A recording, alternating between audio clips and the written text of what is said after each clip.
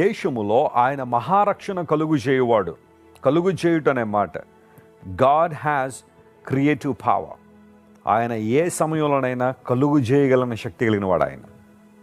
తన మహత్తైన మాట ద్వారా సర్వాన్ని సృష్టించిన దేవుడు ఆయన. వెలుగు కలుగును గాక అనగానే వెలుగు కలిగిందని లేఖనాలు సెలవిచ్చాయి. ఇంకా కాంప్రమైజ్ లేదు.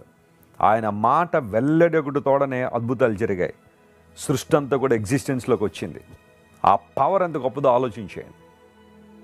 దేశములో మహారక్షణ కలుగజేయువాడు ఆయన. ఏ దేవుడైతే సకల చరాచర సృష్టిని కలుగజేశాడో ఆ దేవుడు మహారక్షణ కలుగజేస్తున్నాడు.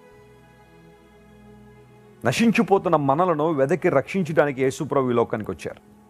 మహారక్షణ.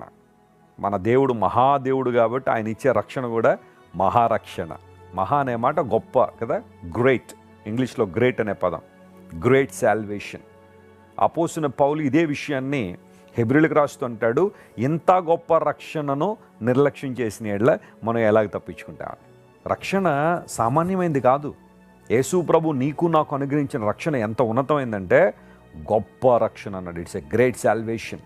ఆయన రక్షణ కలుగు చేయవాడు. అభద్రతా భావంలో ఉన్నావా, లేదా నీ జీవితంలో ఏదో రకమైన భయము, ఆందోళన, కలవరాల్లో ఊగిసలాడుతున్నావా? ప్రతి పరిస్థితిని బట్టి నిరాశకు, నిస్పృహకు గురవుతున్నావా? స్టెబిలిటీ నీ జీవితంలో లేదా? మహారక్షణ కలుగు చేయ దేవుని వైపు చూడు.